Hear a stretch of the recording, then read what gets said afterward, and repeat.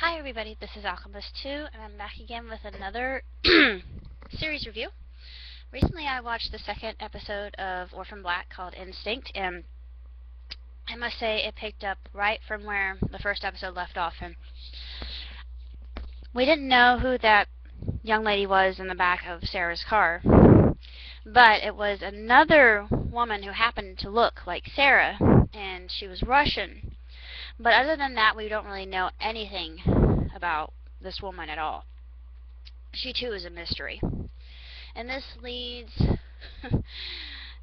into more intricacies and labyrinthine plot twists than you could ever imagine. Sarah is still playing as Beth, the cop, and we discover that Beth herself has a lot of issues abusing prescription drugs.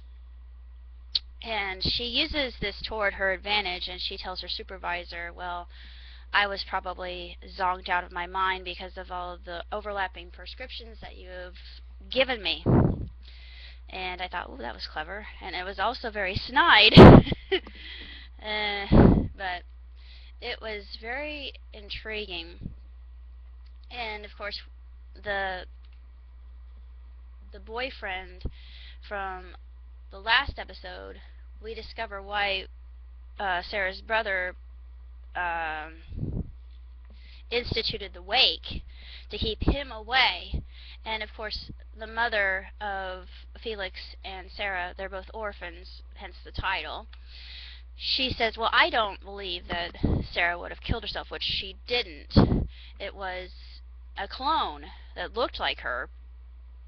And we discover that this is the big reveal in the second episode, so minor spoiler alert here.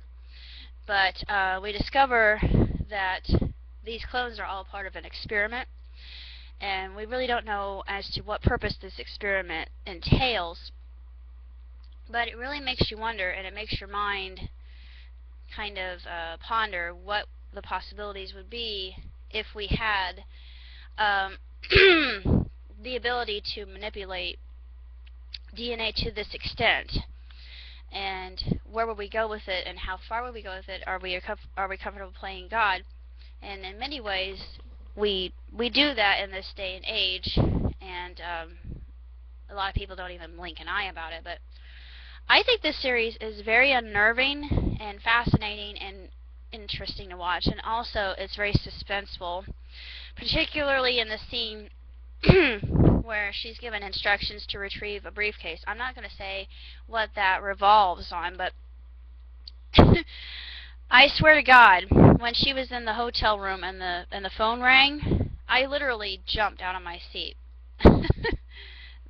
I like that kind of suspense. I thought that was really entertaining and joyful. It was rather tentative, I felt, and my anticipation at that point in time was just at such a height that the jump was warranted. And I have to say that the series keeps increasing in its ominous nature, and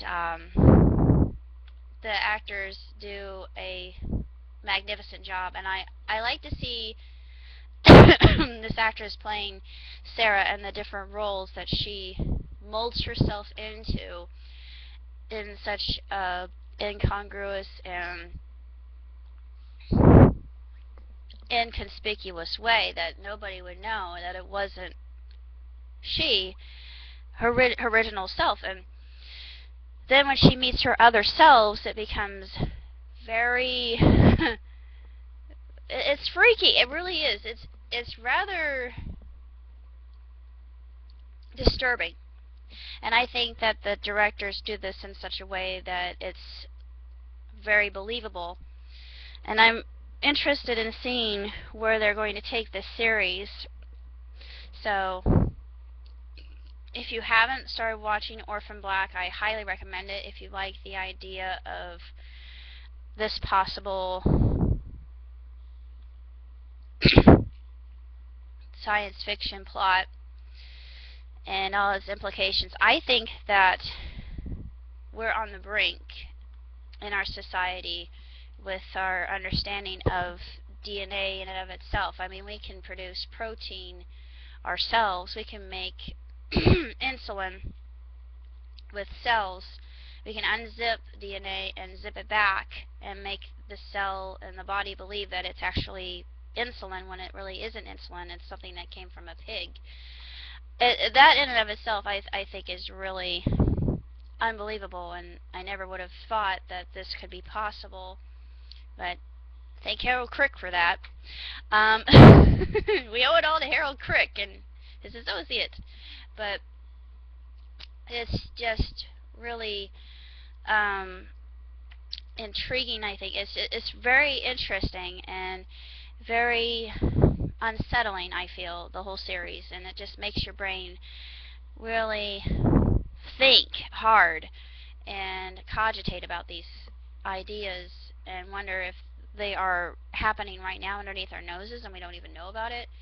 And it's just the whole what if scenario that makes it very fascinating, I think.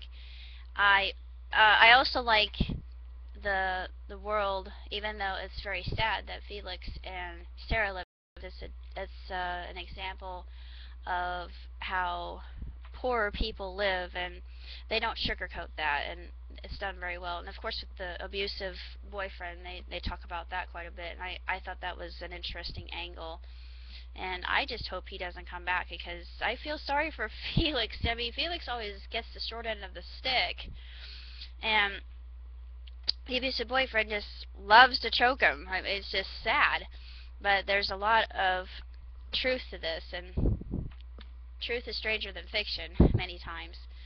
But this episode was nothing short of spectacular, and it just makes me look forward to the episodes to come.